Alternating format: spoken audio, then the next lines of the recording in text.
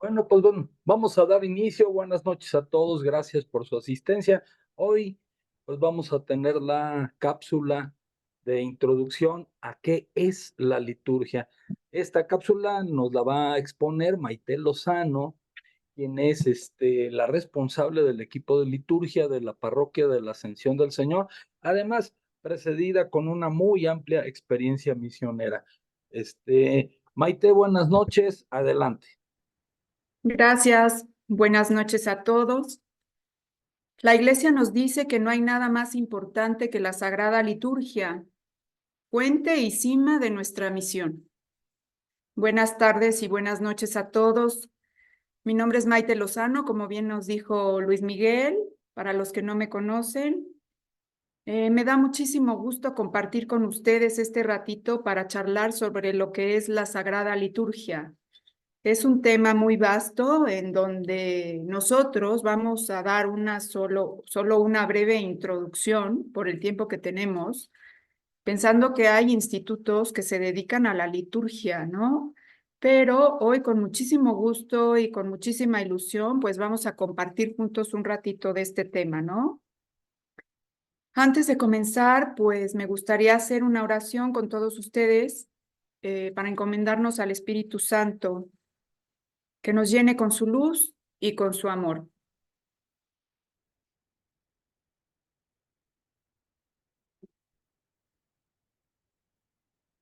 En el nombre del Padre, del Hijo y del Espíritu Santo. Amén. Ven, Espíritu Creador. Ven, Espíritu Creador, visita las almas de tus fieles y llena de la divina gracia los corazones que tú mismo creaste. Tú eres nuestro consolador, don de Dios Altísimo, fuente viva, fuego, caridad y espiritual unción.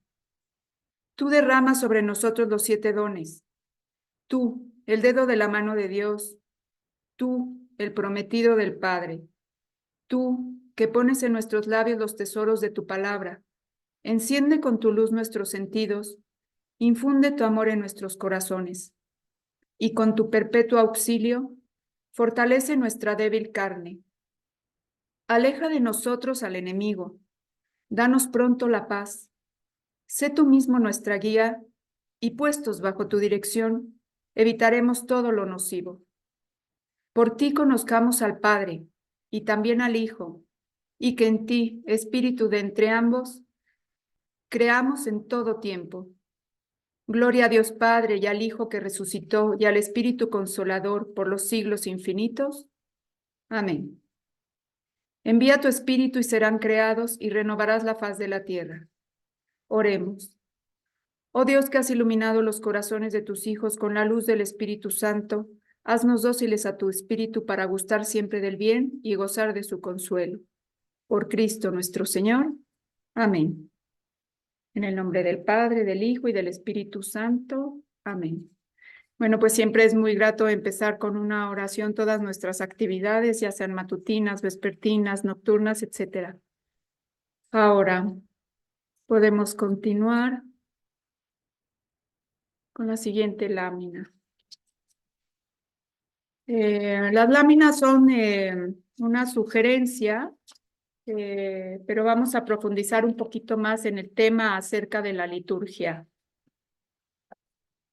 Esta charla será una breve introducción, como yo ya les había dicho, y hoy conoceremos algunos puntos básicos para irnos dando cuenta que la Sagrada Liturgia es la clave para conocer a Cristo, para amarle y para servirle. No olvidemos estos 3 puntos que son súper importantes. Conocer a Cristo, amarle y servirle. Esta presentación cuenta con algunas imágenes que nos servirán de mucho apoyo. Así es que yo les sugiero, ojalá y todos las puedan ver bien. Y de hecho, pues como esto se va a grabar, si no, después lo vamos a mandar el link en la presentación. Comencemos con esta imagen. Esta imagen es un icono ortodoxo titulado La Divina Liturgia, de Miguel Damasquinos, del siglo XVI. Entonces, aquí observamos al centro, siempre Jesucristo al centro, en la liturgia, en la Sagrada Liturgia, siempre nos vamos a encontrar o al Cordero o a Jesucristo en el centro, junto con Dios Padre y el Espíritu Santo. Siempre va a coincidir que va a haber mucho movimiento, siempre va a coincidir que va a haber jerarquía, y es algo que se pinta así bien en la antigua alianza, en el Antiguo Testamento, no se permitía dar la imagen de Dios, crear la imagen de Dios, o sea, ponía no te crearás imagen ninguna de Dios, creador, etcétera. En la nueva alianza con Jesucristo ya tenemos un rostro.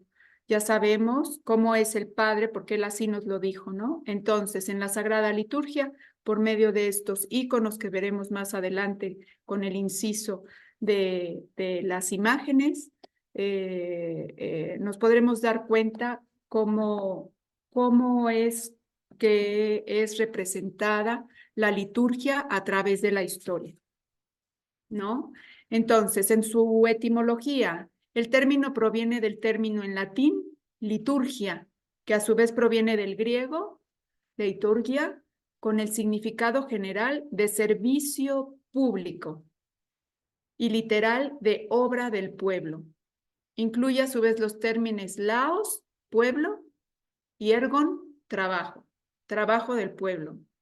Entonces, aquí podemos apreciar que, bueno, el papel tan grande que tenemos los laicos comprometidos con la Iglesia Católica, porque sin Cristo no tenemos liturgia, pero sin el pueblo y sin los laicos tampoco puede haber liturgia, porque somos, como lo va a decir más adelante, la cabeza y el cuerpo, y eso es lo que forma la liturgia del pueblo de Dios.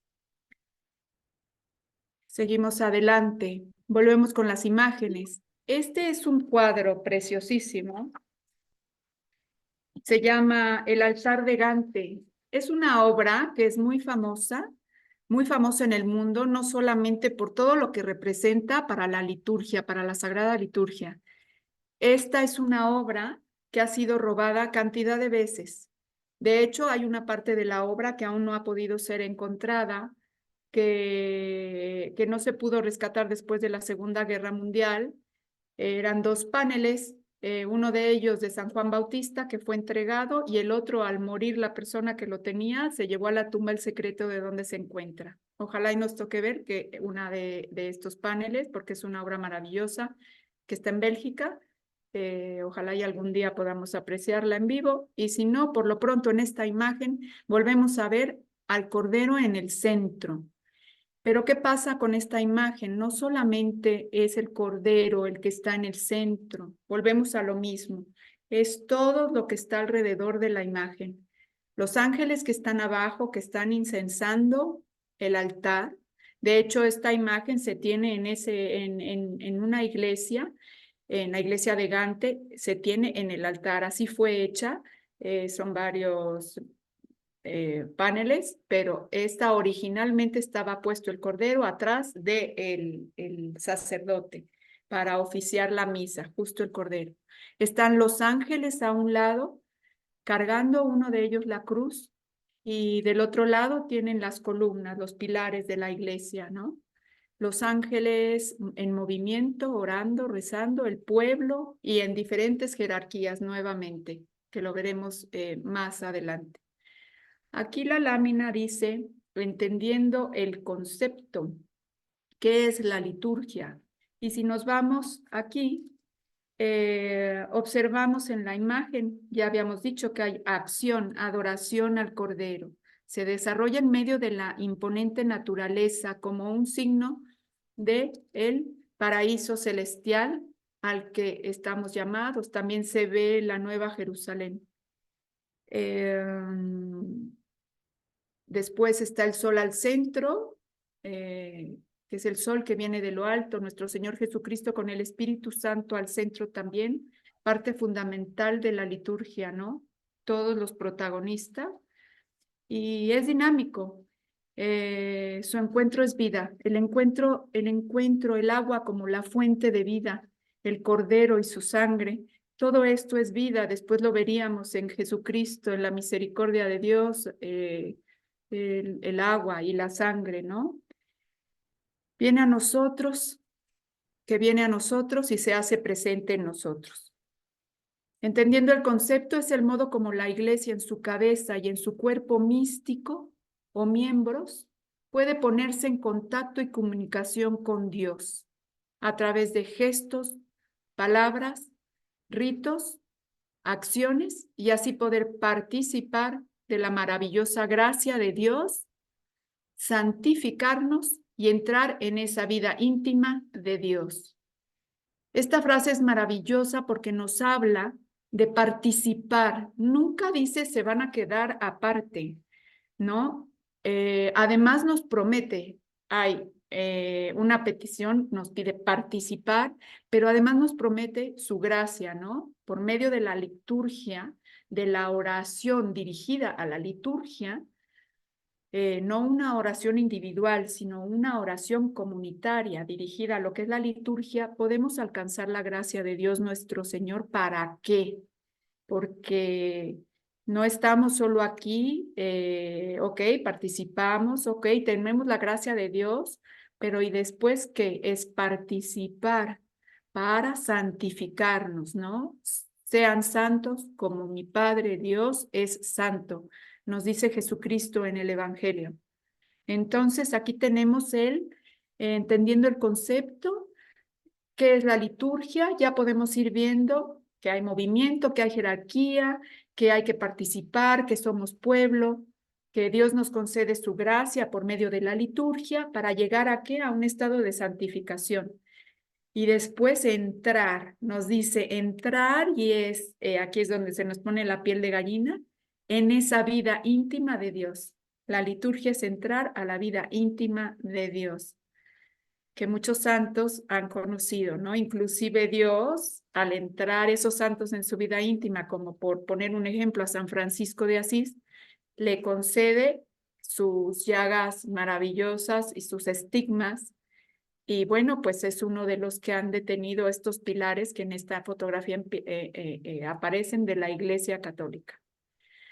Otra definición más formal que dice aquí sería esta: liturgia es el conjunto de signos y símbolos con los que la Iglesia rinde culto a Dios y se santifica. Son dos oraciones, definiciones que nos dan siempre guiados por el Catecismo de la Iglesia Católica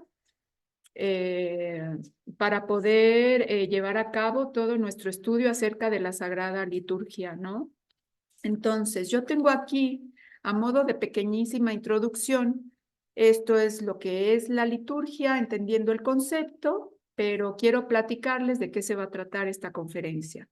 En primer lugar, qué es la liturgia. Tenemos aquí para cápsulas de fe, ¿quién celebra la liturgia? El segundo punto, ¿cómo celebrar la liturgia? En un tercer punto, ¿y dónde celebrar la liturgia? En un cuarto punto. Esto es muy vasto. Con estos simples 4 puntos ya tenemos para entretenernos un muy buen rato. Esperemos que nos dé tiempo para poderlo llevar a cabo. Entonces, ¿quién celebra la liturgia? El Catecismo de la Iglesia Católica, como les decía, es donde nosotros nos vamos a basar ante todo, porque es nuestra guía. ¿Quién celebra la liturgia? Bueno, en primer lugar es nuestro Señor Jesucristo como cabeza, volvemos otra vez con el tema, y la comunidad de los bautizados, lo dice muy claro, como cuerpo, la iglesia. Vuelve a haber un orden, ¿no? Y en esta imagen que tenemos aquí, vuelve a estar el orden. Si se dan cuenta, todas las imágenes que hemos encontrado de liturgia, hay el orden del pueblo, el orden de los obispos, de los diáconos, de los sacerdotes, de los consagrados, de los ángeles, los arcángeles, de nuestro Señor, Padre, Hijo y Espíritu Santo, todo y la creación, porque metamos en esto a la creación, que más adelante lo vamos a ver, que es uno de los primeros signos y de los símbolos en que el ser humano se basa para poder entender o llevar a cabo la liturgia, que es el acercamiento a Dios para lograr nuestra santidad. Entonces, aquí nos dice, ¿quién celebra la liturgia? Es toda la comunidad, el cuerpo de Cristo unido a su cabeza quien celebra. Las acciones litúrgicas no son acciones privadas, sino celebraciones de la Iglesia, que es sacramento de unidad. Esto es pueblo santo, congregado y ordenado bajo la dirección de los obispos. Por tanto, pertenecen a todo el cuerpo de la Iglesia, influyen en él y lo manifiestan, pero afectan a cada miembro de este cuerpo de manera diferente según la diversidad de órdenes, funciones y participación actual.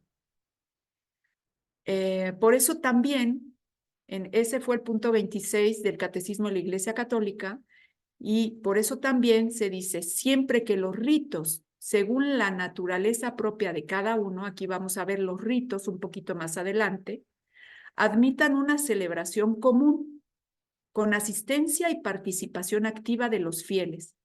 Hay que inculcar que este debe de ser preferida, en cuanto sea posible, a una celebración individual y casi privada.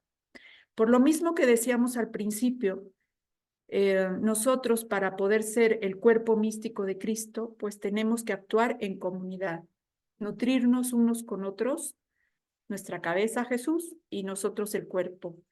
Por eso no es que las celebraciones privadas estén mal, de ninguna manera están mal. ¿Son algo bueno? Sí, sí son algo bueno, pero podremos ver si nos da tiempo más adelante que la oración en privado no es liturgia. ¿Por qué? Porque no está en comunidad, no está ordenada, está guardada en lo privado, está en lo privado. Y no es malo, porque siempre y cuando la oración privada esté dirigida hacia la liturgia, es cuando la consideramos como un sacramento. Lo veremos un poquito más adelante. Entonces, ahora, aquí nos dice en el punto anterior, ¿quién celebra la liturgia? Ahora, tomemos este segundo punto de este título, ¿quién celebra la liturgia? Dice aquí, pero todos los miembros no tienen la misma función. En el libro de los Romanos 12, cuarto, ¿no? Algunos son llamados por Dios y por la Iglesia a un servicio especial de la comunidad. Estos servidores son escogidos y consagrados por el sacramento del orden, por el cual el Espíritu Santo los hace aptos para actuar como representantes de Cristo, cabeza para el servicio de todos los miembros de la Iglesia. Esto se refiere a los sacerdotes, y aquí son los ministros ordenados, con los obispos a la cabeza, los sacerdotes y los diáconos. El ministro ordenado es como el ícono de Cristo sacerdote, por ser en la Eucaristía donde se manifiesta plenamente el sacramento de la Iglesia, es también en la presencia de la Eucaristía donde el ministerio del obispo aparece en primer lugar, y en comunión con él, el de los presbíteros y los diáconos. ¿Por qué? Porque si nosotros no tuviéramos a los sacerdotes, si no hubiera sacerdotes como Cristo sacerdote, no podríamos concelebrar, no podríamos tener el cuerpo de Jesucristo y entonces no podríamos tener la Sagrada Liturgia. Por eso aquí es donde a nosotros nos urge tener más sacerdotes, buscar esas vocaciones en nuestras casas, pedir a Dios por las vocaciones sacerdotales, cuidar a nuestros sacerdotes, no solamente pedirlos, sino los que ya tenemos, cuidarlos, rezar por ellos, ofrecer a Dios sacrificios por ellos, que son también alguna forma de cuidar a nuestros sacerdotes. Siempre pasa que cuando oímos a alguna persona salir de misa y decir, es que qué linda estuvo la homilía, o qué bonita estuvo la misa. Tenemos que entender que la misa es la celebración eucarística por excelencia, y a donde tenemos que llegar es justamente al misterio de recibir el cuerpo y la sangre de Cristo, el estado de gracia para poderlo recibir. Es válido, sí, es bueno, sí, hablar de nuestros sacerdotes. Si es bien, es bueno, es algo bueno, lo que dijimos, mejor. Pero también muchas veces se habla mal del sacerdote. San Francisco de Asís decía, cuando le hablaban mal de un sacerdote o estaba por el mal camino ese sacerdote, decía, yo lo único que sé es que en la persona del sacerdote reconozco a nuestro Señor Jesucristo, porque tenemos que entender que aunque ese sacerdote obre mal, inclusive peor que cualquier laico o que cualquier persona que ama a su familia, que cumple con su trabajo, aún así ese sacerdote es el ministro de Dios, él consagra y es aparte, sigue siendo sacerdote, aunque antes de ingresar a la misa, a celebrar la misa, se le haya visto cometer alguna falta, etc. Entonces, este es un punto que hay que tomar en cuenta cuando leemos que no todos tenemos esa función. Nosotros por ningún motivo podemos concelebrar, por ningún motivo podemos leer la sagrada palabra de Dios, por ningún motivo pues podemos predicar los evangelios. Eso no es posible, no los evangelios. Predicamos a veces cuando leemos la primera lectura, la segunda lectura, inclusive los salmos, pero solo el ministro ordenado puede leer los santos evangelios, consagrar y pues realizar los sacramentos. Ahora, seguimos en este mismo título. En orden a ejercer las funciones del sacerdocio común de los fieles, existen también otros ministerios particulares no consagrados por el sacramento del orden y cuyas funciones son determinadas por los obispos también, según las tradiciones litúrgicas y las necesidades pastorales. Esta palabra de las necesidades pastorales cada vez las estamos viendo muchísimo más cerca, ¿no? Cuánta necesidad hay de justamente los acólitos, lectores, monitores y los que pertenecen a la Schola Cantorum, que desempeñan un auténtico ministerio litúrgico. Este ministerio litúrgico va mucho más allá de las cosas prácticas que uno puede hacer. Esta es la obra de Dios. Cuando uno ve los monaguillos, los lectores, los cantores, se ve la mano de Dios, se ve la obra de Dios, porque no es el sacerdote el que llama, sino es Dios por medio del sacerdote que nos llama a todos los ministros de la Eucaristía, a todos los lectores que participan en el grupo de liturgia, a todos los niños que por medio del sí de sus papás pueden, y con todo el sacrificio de los papás, pueden estar presentes en la iglesia, prestando su servicio. Es una de las cosas más preciosas es ver a los monaguillos, porque en los niños ese servicio es tan auténtico, es tan puro, es tan pulcro y es tan profesional, porque yo he visto niños que lo hacen tan perfecto que un adulto no lo podríamos hacer, porque todavía lo hacen con una sonrisa, como si supieran o seguramente saben y sienten ese amor tan grande de Dios cuando te pide que participes con los incensarios, con los cirios, con los ciriales, cantando, leyendo una lectura. Y muchas veces estando comprometidos con una vida en casa, con una vida en el trabajo, decimos, pues no tengo tiempo, no me sobra el tiempo para darle a Dios. Y es que aquí es donde a mí se me viene a la mente esa canción que dice, busca primero el reino de Dios y lo demás se te dará por añadidura. Entonces, cuando nosotros participamos como pueblo escogido de Dios, como bautizados en nuestra comunidad, y ofrecemos no el tiempo que nos sobra, sino el que no tenemos, es increíble cómo sobra tiempo para hacer lo demás.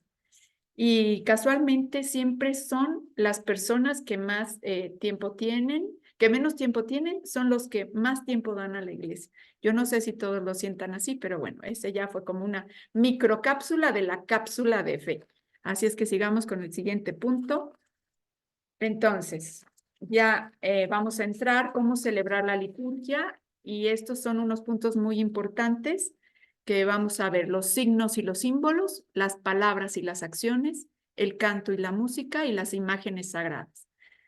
Los signos y los símbolos, aquí puse una imagen de alguien persignándose, ¿no? La señal de la cruz, el persignarse, el simplemente levantarse y el acostarse diciendo en el nombre del Padre, del Hijo y del Espíritu Santo, es algo precioso. Es ya orar, es ya decir: Dios, aquí estoy.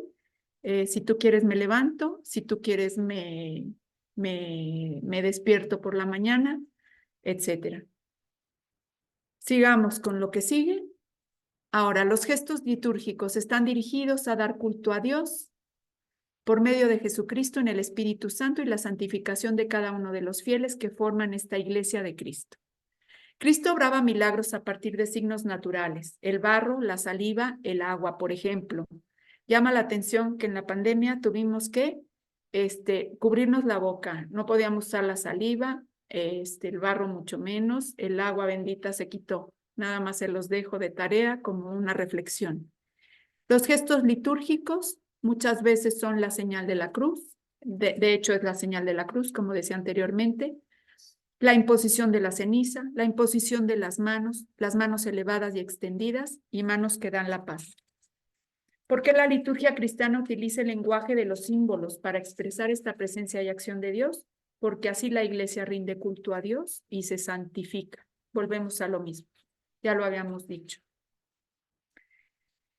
Dios nos habla a través de la creación visible. En esta imagen podemos ver cómo está conformada la misa, que ya lo dijimos, siempre Cristo al centro. Y Pío XI nos dice: no solamente la parte exterior y sensible del culto, ni mucho menos el aparato de ceremonias o conjunto de leyes y reglas. Es el ejercicio del oficio sacerdotal de Cristo. Juan Pablo II menciona esta preciosa cita. Dice: la voz unísona del Espíritu Santo y la esposa, la Santa Iglesia que clama al Señor Jesús, ven, la fuente pura y perenne de agua viva a la que todos los que tienen sed pueden acudir para recibir gratis el don de Dios. Recibamos gratis el don de Dios. Pasamos a la siguiente lámina y tenemos 3 tipos de signos que se utilizan en la liturgia, que son signos de alianza asumidos por Cristo, los signos asumidos por Cristo y los signos sacramentales. En la alianza tenemos los signos litúrgicos de la antigua alianza, que son como por ejemplo la circuncisión, la unción y la consagración de reyes y sacerdotes, la imposición de las manos, los sacrificios y sobre todo la Pascua. Los signos asumidos por Cristo. En su predicación el Señor Jesús se sirve con frecuencia de los signos de la creación para dar a conocer los misterios de su reino de Dios. Realiza curaciones o subraya su predicación por medio de signos materiales, gestos simbólicos, ¿no? Esos signos materiales son todo lo que podemos nosotros tocar, son todo lo que tenemos, como la cera, ¿no? Como los cirios, como pues el agua bendita, etc.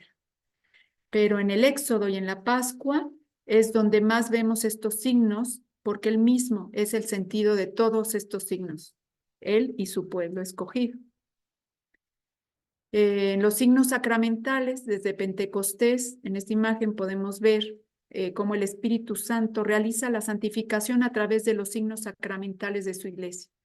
Los sacramentos de la iglesia no van a anular, sino que van a purificar e integrarán toda la riqueza de los signos y de los símbolos del cosmos y de la vida social.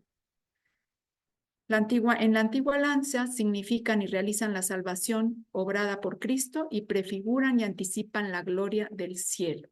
Aquí ya vamos a entrar a los signos sacramentales, que son el bautismo, la confirmación y la Eucaristía, y sus símbolos y sus signos son muy claros. En el bautismo tenemos la señal de la cruz, el óleo de los catecúmenos, el agua, la vestidura blanca, la luz y el éfeta. En la confirmación, imposición de las manos, la crismación y en la Eucaristía, como sabemos, el pan y el vino y la comida y bebida. ¿Cómo participo yo en la liturgia? Pues con las palabras y las acciones, ¿no? Toda celebración sacramental es un encuentro de los hijos de Dios con su Padre en Cristo y en el Espíritu Santo. Qué importante es la palabra necesaria en el bautismo, como por ejemplo, yo te bautizo en el nombre del Padre, del Hijo y del Espíritu Santo. Si se cambia esta fórmula, ya no existe. Entonces, la palabra como aquí dice, la palabra de Dios y la respuesta de fe acompañen y vivifiquen estas acciones, a fin de que la semilla del reino dé su fruto en la tierra buena. Y las acciones litúrgicas significan lo que expresa la palabra de Dios, a la vez que la iniciativa gratuita de Dios y la respuesta de fe de su pueblo. Es que existe la palabra de Dios, pero si nosotros no tenemos esa concordancia con la palabra de Dios, no actúa la gracia en nosotros. Tenemos nosotros que querer. Entonces, yo quiero, Dios me da, es un ganar-ganar. Aquí continuamos con los signos de la palabra de Dios. La liturgia de la palabra es parte integrante de las celebraciones sacramentales y para nutrir la fe de los fieles, los signos de la palabra de Dios deben de ser puestos en relieve. El libro de la palabra, el leccionario, el evangelario, su veneración, el lugar de su anuncio, el ambón, su lectura audible, inteligible, la humildad del ministro, la cual prolonga su proclamación y las respuestas de la asamblea, aclamaciones de fe, de salmos, de meditación, letanías, confesión de fe. Son signos de la palabra de Dios. El canto y la música. Aquí solo me gustaría recalcar que la belleza expresiva de la oración, la participación unánime de la asamblea en los momentos previstos y el carácter solemne de la celebración, es la música en sí lo que nos une a la gloria de Dios y la santificación de los fieles por medio de la música. Aquí hay que tener mucho cuidado también, porque dice uno de los salmos, recitad entre vosotros salmos, himnos y cánticos inspirados, cantar y salmodiar en vuestro corazón al Señor. Las imágenes sagradas, algunas consideraciones en los íconos, que son las más aceptadas por la Iglesia Católica, es porque se ora mientras se pinta. En el ícono se pinta en oscuro y la luz va saliendo a través de la pintura por obra e inspiración divina. Se los vamos a dejar para que luego profundicen en ello. Y como el gran ícono es el Pantocrátor, que es de autor desconocida, y esta cita, que es de San Juan Damasceno, que es digna de leer, en otro tiempo Dios que no tenía cuerpo ni figura no podía de ningún modo ser representado con una imagen. Pero ahora que se ha hecho ver en la carne y que ha vivido con los hombres, puedo hacer una imagen de lo que he visto. Nosotros, sin embargo, revelado su rostro, contemplamos la gloria del Señor. Es preciosa porque por medio de Cristo ahora sabemos cómo es Dios nuestro Señor.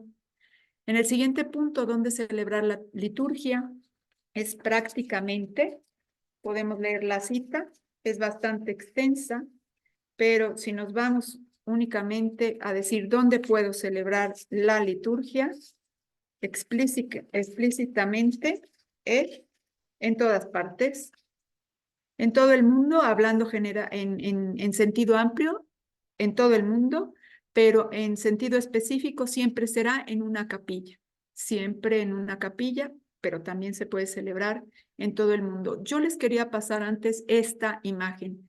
Esta imagen es cuándo celebrar. Me impacta la imagen porque se celebra en una capilla que está en guerra, pero no se pierde la dignidad nunca. Nunca las velas encendidas, las flores encendidas, los monaguillos, el orden, el Cristo al centro y no importa dónde estaban en guerra, en medio de un bombardeo, la dignidad de Dios nuestro Señor en la Sagrada Liturgia. Pero cuando el ejercicio de la libertad religiosa no es impedido, los cristianos construyen edificios destinados al culto divino.